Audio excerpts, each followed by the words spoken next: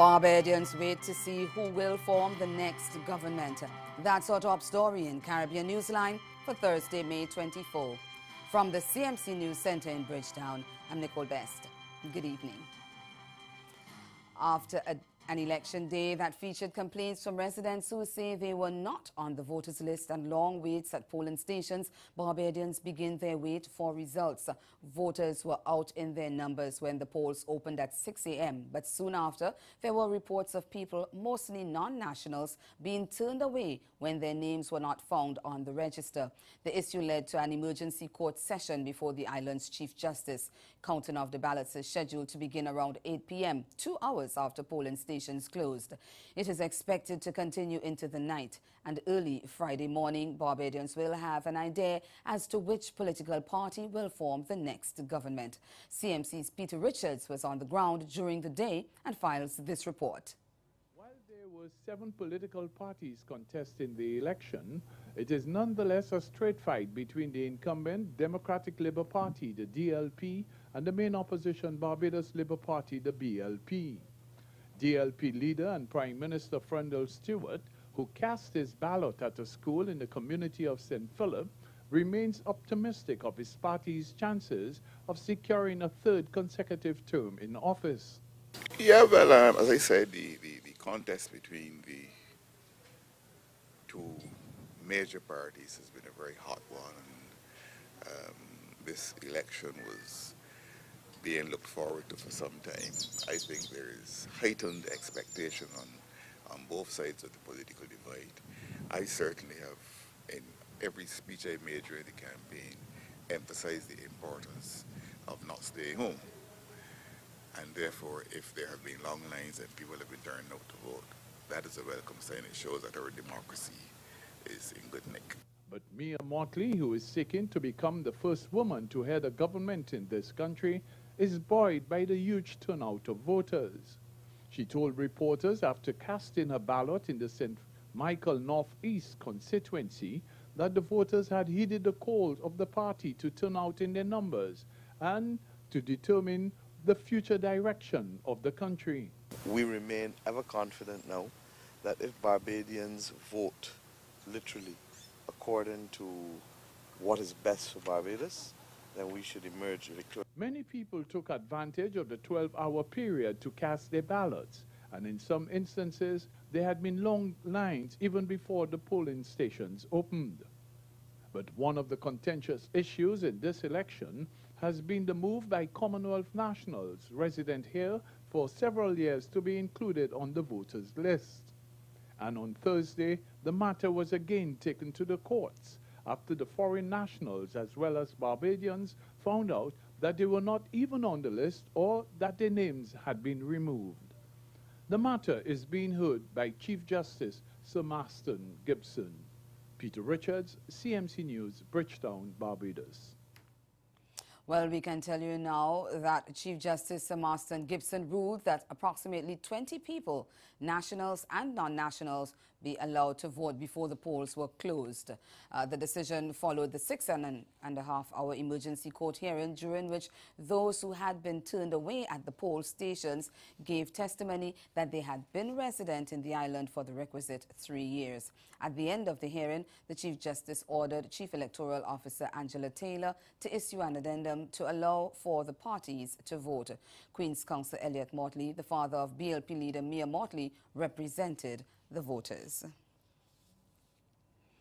Barbadian law students pursuing their legal education certificates at Hugh Wooding Law School in Trinidad and Tobago are facing the possibility of having to drop out because of massive arrears owed by their government.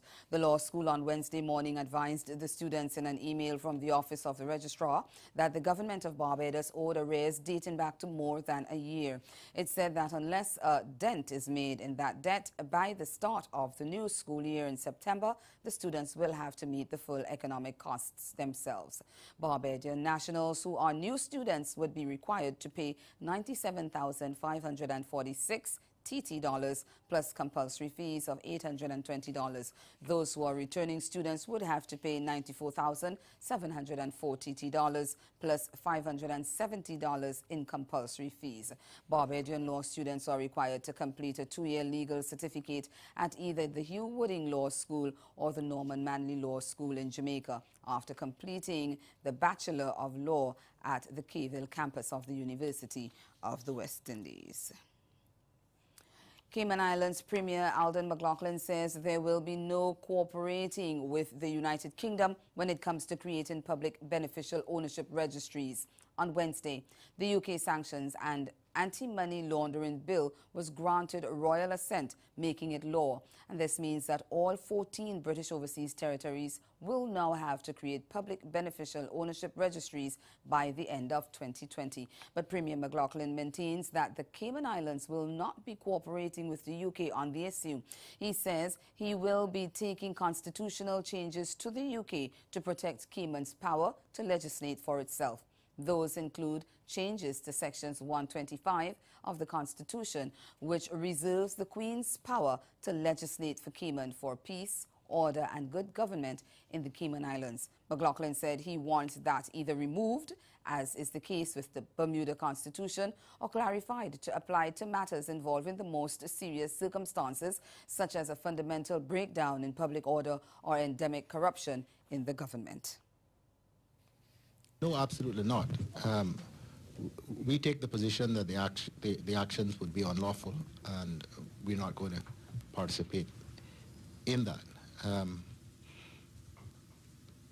We would only go down that road if and when any challenge, legal challenge to the Ordering Council or the amending legislation in Cayman were to fail. Jamaica's Prime Minister Andrew Holness has called for a national effort to continue the downward trend in unemployment. Recent reports suggest that unemployment has fallen below 11% for the first time in many years. Speaking at a Labor Day function on Wednesday, Holness appealed for a collective approach to ensuring that unemployment continues to drop. We get more in this report from Shamela Mitchell of TVJ News.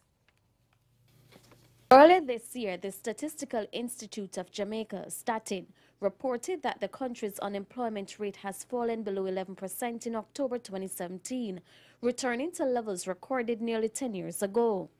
A good sign for Prime Minister Andrew Holness and his Jamaica Labour Party-led government. In fact, it has the two reports that have come has shown that unemployment continues to decline significantly. Now, unemployment is somewhere about 9.7%. More Jamaicans are now employed than any other time in our history. Mr. Holness says what this means is that the government is working with the private sector in creating more jobs for persons, which brings in more income. And one other piece of good news that comes as a result of employment is that poverty is on the decline. When more people have income, more men working, they can address the issues that cause them to be poor. So you see the key of labor. We get your labor into work and we get your labor into employment. The Prime Minister says the policy of the government is for every Jamaican to be involved in some kind of work, which is why the government has created programs including the Jamaica National Service Corps, which targeted young people. A part of the program is for them to give back. So we bring them into the army where they are learning critical life skills, critical employment skills. They are earning a stipend at the same time, but we require them to give back. And they are giving back through their labor. Mr. Holness was speaking at a Labor Day project at the Cumberland Health Center in Portmore, St. Catherine on Wednesday. Still to come in Caribbean Newsline, a prediction that the energy sector will lead to a rebound in economic growth for Trinidad and Tobago. Stay with us. There's more news after the break.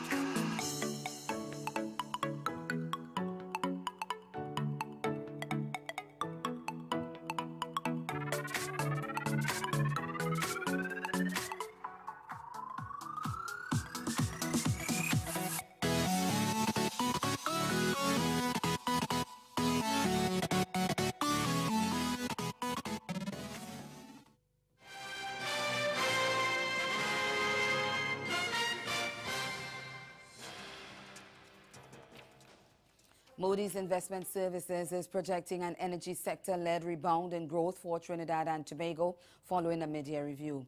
The international rating agency is also projecting a narrowing of the fiscal deficit, and it says increases in energy and non-energy tax revenue as well as restraints on government spending are responsible for that. We get more in this report from CNews. The rating agency sees downside risks to government's revised revenue. We apologize for that, but we want to continue with another story in Trinidad and Tobago where Customs and Excise Division officers well, I understand that we do have that story coming back again. So we go back to the story on Moody's Investment saying that the energy sector will lead a rebound in growth for Trinidad and Tobago. Here's that story now. The rating agency sees downside risks to government's revised revenue targets, particularly related to asset sales, and therefore Moody's expects a slightly wider fiscal deficit of around 3.5% of GDP this year. This, it notes, is still substantially narrower than last year's deficit of 8.5%. Finance Minister Com Imbert in his midterm review projected a narrowing of the fiscal deficit to 2.5% of GDP. Moody's says it expects delays in several fiscal reform measures to lead to a more gradual pace of fiscal consolidation. The rating agency says it expects government to raise less than $4 billion it anticipates it will get from the IPO shares in the National Investment Fund. And staying in Trinidad and Tobago, Customs and Excise Division officers on Wednesday intercepted a multi-million-dollar cocaine shipment that was destined for another Caribbean country. TV6's Mark Besant has that story. Stashed in coffee bottles, close to $20 million in cocaine weighing 43.9 kilograms were found by officers of the Customs and Excise Division at the Queen's Wharf in Port of Spain on Wednesday. The officers cordoned off the area under a shed to secure the illegal drugs as they set out to weigh it. Customs and police sources familiar with the operation told TV6 News that the cocaine shipment was bound for St. Vincent and the Grenadines and was to be loaded on the Elizabeth II ship that was expected to leave Trinidad in the next 2 days. TV6 News understands that the officers had the shipment under surveillance since Tuesday night. When the boxes were opened, the cocaine was found hidden in coffee bottles. Sources believe that the traffickers had already shipped out a quantity of the cocaine via another vessel and believe they might have interrupted a major trafficking operation. In Grenada, the criminal records of hundreds of people are expected to be expunged as a result of the establishment of a rehabilitation board. Chaired by Attorney General Dr. Lawrence Joseph, the 5-member board includes representatives from the Ministry of Social Development, the Police Force, and the Office of the Prime Minister. During Wednesday's post-cabinet press briefing, Joseph said the board will receive applications from offenders who want their records removed from the Criminal Records Department. But this will only apply to offences that fall within certain categories: convictions for murder, voluntary manslaughter, robbery with violence, arson, and any indictable offence carrying a penalty including imprisonment for a term of 15 years or more will not qualify. Guyana's Prime Minister Moses Nagamootoo says he will engage lawmakers to consider the reform of legislation that criminalizes the use of small amounts of marijuana. But he says those reforms may not target the decriminalization of marijuana, but will seek to reform sections of the law that will give a magistrate discretion when sentencing. Nagamutu's comments come days after a young poultry farmer was sentenced to 3 years in prison after he pleaded guilty to being in possession of 8 grams of marijuana. The incident has sparked widespread outrage, particularly from citizens who believe the sentencing was not compassionate. Under the law, the magistrate may not have had much of a choice. AFC Executive Member Michael Carrington is preparing to lodge a revised motion in the National Assembly in pursuit of the decriminalization of small quantities of cannabis. He says he thinks it's senseless to imprison people for possession of small quantities of ganja. We get more in this HGP Nightly News Report. Alliance for Change recently expressed outrage and deep concern following the sentencing of a 27-year-old poultry farmer, Carl Mangal, for possession of 8 grams of marijuana. That and similar incidents have prompted AFC Member of Parliament Michael Carrington to take a revised bill to the National Assembly, mainly to seek amendments to the Narcotic Drug and Psychotropic Substances Control Act of 1988 that makes it mandatory for magistrates to sentence persons to a period of imprisonment for possession of 5 grams or more of marijuana. The original motion was placed on the order paper in late 2015, but it has not been debated. Carrington says he will be asking the House to proceed with his revised motion as soon as possible. Carrington contends that it's unconscionable to isolate persons from their families for possession of small amounts of ganja. You don't jail anybody for drinking rum, but you jail someone for taking a smoke. If you find them with a 1 gram up to 8 grams, from 5 grams up, you put them behind bars. I feel personally it's a total injustice. You take them away from their family, their mother, the children, and all of those type of things. You end up putting them in jail where you end up costing the state about $1 million for that 3 years. So it's totally, it's senseless, in my opinion. Carrington's view is that cannabis should be legalized with some form of control in place. And I really think everyone, especially APNU, because APNU is the ones who basically said, let me hold on this bill. Whilst AFC was willing to go forward. Now, APNU is basically the larger partner in the coalition. And as such, you allow them to, in terms to see what they can do, what they will decide to do. But 3 years had passed. It's actually 3 years now, near 3 years had passed. And it's time for we to move forward. Last week, Attorney General Basil Williams expressed the view that the matter should go to a referendum. Mr. Carrington does not share this view. Why should we want it to take that to a referendum? We're not dealing with a big constitutional matter. I mean, if a person freedom, if you wanted to take a smoke, in my opinion.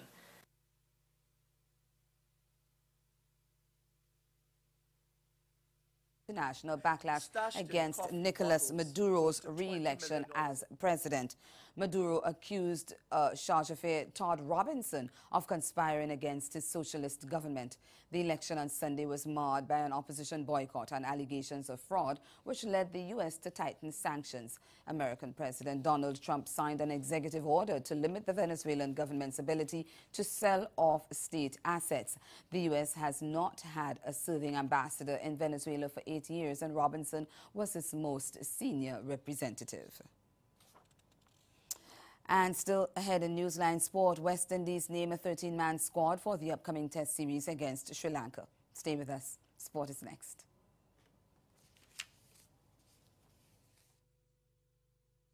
Do you wish to combine a vacation with pure laughter?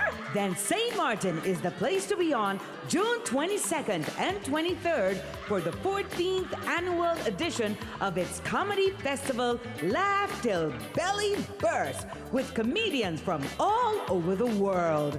Book hotel and show tickets until June 20th now at www.ltbbsxm.com. Too many cooks spoil the broth, but not at this cassava bread making workshop, where 25 participants, along with master baker Rex Collymore, put their heads together to create a Tobago gourmet bread. One of the primary ingredients in this product is cassava meal. That's cassava processed to a fine consistency and used in a variety of innovative ways. Christopher Martin and Romain Virgo have released their long-awaited video. Here's Leave People Business Alone. Chatty, chatty, Mount Amasi, mix up, why you no leave people business?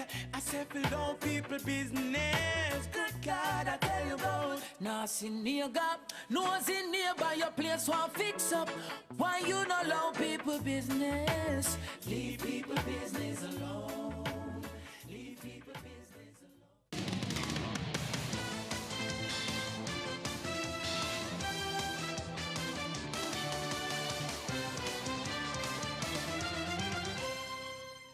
West Indies selectors have named a 13-man squad for the 3-test series against Sri Lanka starting next month. It will be led by Captain Jason Holder and includes uncapped wicketkeeper batsman Jamar Hamilton. Making a return to the lineup is Devon Smith, who has been out of action following a 3-year hiatus. The squad also includes Janan Gabriel, Shea Hope, Devendra Bishu, Craig Brathwaite, Roston Chase, Shane Dowich, Miguel Cummins, Shimron Hetmeyer, Kieran Pollard and Kieran Roach. West Indies will face Sri Lanka in the opening test at Queen's Park Oval in Port of Spain from June 6th to 10th before travelling to Bridgetown for the second test starting 4 days later. They will wrap up the series with the final test at the Darren Sammy Cricket Ground in St. Lucia, bowling off June 23rd. Four-time reigning champions Guyana Jaguars made little addition to their squad during a low-keyed Professional Cricket League draft in Antigua on Wednesday, but remained confident of a successful outing in the upcoming domestic campaign. Jaguars retained the core of their 15-man unit, picking up teenaged seamer Xavier Spencer and bolster their fast bowling ranks. The 18-year-old Antiguan played 5 matches during last year's Super 50 for West Indies under-19s. Meanwhile, Barbados Pride have secured the services of former West Indies under-19s fast bowler Mindley for the upcoming season. The 23-year-old has already played 23 first-class matches, 2 of which came at the back end of last season for his native Jamaica Scorpions. Like Pride, Trinidad and Tobago Red Force have added a fast bowler to their ranks, with West Indies T20 speedster Odean Smith being picked up in the draft. The 21-year-old made his debut on the recent tour of Pakistan, where he played 2 matches. Meanwhile, West Indies A-leg spinner Damian Jacobs will turn out for Leeward Islands Hurricanes, while Barbados Pride all-rounder Kinron Williams has signed up for Jamaica Scorpions. The 4-day tournament will bowl off later this year. A Jamaican has made history in the sport of fencing. TVJ's Denise Walters tells us more. A first for the Jamaica Fencing Federation, JFF, as Brittany Greenfield was part of a historic occasion, becoming the first Jamaican female fencer to be certified as a coach. Greenfield, who was part of a Jamaican delegation in El Salvador for the Central American and Caribbean Fencing Confederation elective Congress recently, says being able to represent her country in any capacity at any level is an amazing experience. When you're in the position of doing something great or creating history, so to speak, it's never realized at the same moment. But if I were to describe this feeling, it would be, it's truly a humbling feeling, and I'm honored to represent Jamaica. Field, who trains locally at the Caribbean Maritime University, CMU, admits the job is not yet done. Attending camps with senior coaches, it allows them to help you with your coaching skills. They give you advice and tips. So I have a lot more years ahead of me as a junior coach. Therefore, I'll be better able to hone my skills as a coach. Meanwhile, James McBean, president of the Jamaica Fencing Federation, says this momentous move is showing the growth of the sport locally. Having Brittany in this training course definitely has a positive impact on the Jamaican Fencing Federation, primarily because we're increasing our number of coaches. We're increasing our capacity. Our woman power is growing. We have more people who can go around, and more people who can reach a larger demographic of fencers. McBean points out that the push to get more women involved in fencing is coming from the top, the International Fencing Federation, FIE. We're in 2018. Times are changing. We have to respond. We have to acknowledge the power of the woman. It's the time. It's the era of change. It's the era of the woman. And we want to demonstrate that we are, in fact, in line with these ideals. He adds that the local fencing federation is proud to foster the development of women in the sport. We don't just want to stand by and support women verbally. We want to actively involve women in the sport. We want to recruit more fencing, more female fencers, more female coaches, and more females in the administrative capacity. McBee notes that there are 6 certified fencing coaches in Jamaica, one of whom is certified by the FIE, while Greenfield is certified by the Pan American Fencing Confederation. Switching sport now, TNT's volleyball men are making final preparations ahead of their world qualifiers in Cuba next month. Kent Fuentes of C Sport has that story. Speaking on Good Morning Trinidad and Tobago, Coach Morrison says preparation for the upcoming qualifiers have been great so far. Preparation is going very good right now. The team has been coming out to practice and doing very well. We have a little problem with venues right now in terms of getting time to practice and stuff, but trying to make the best out of it right now.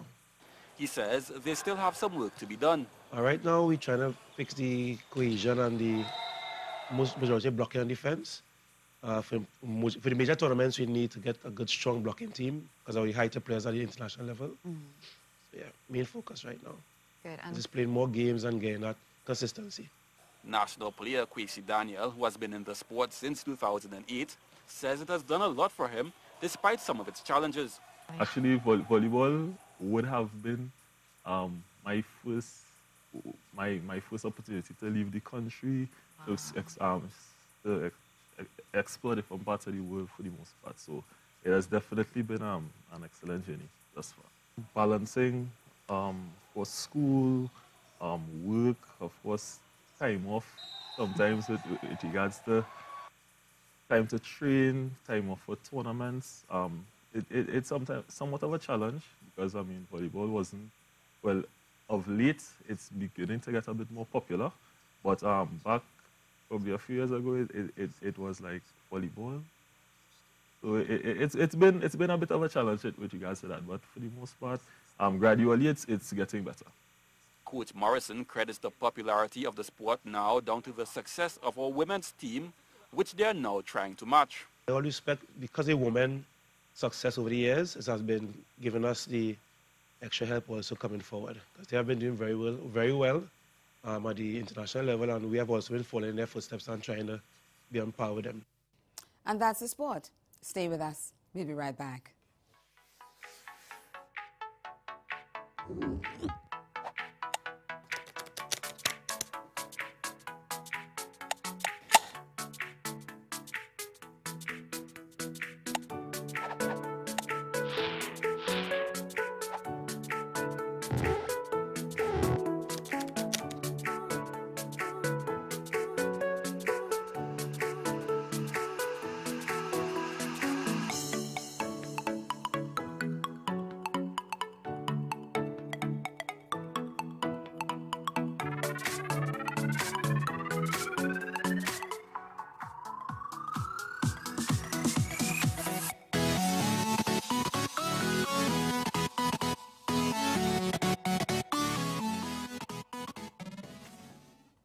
Well, that's Caribbean Newsline. For news and sport around the clock, log on to CondaNews.com. For continued coverage of the Barbados elections, stay tuned to CaribVision, because we're going to be joining CBU's member station, the Caribbean Broadcasting Corporation, immediately following Newsline. From all of us at CMC News, thank you for watching. Do have yourselves a good night.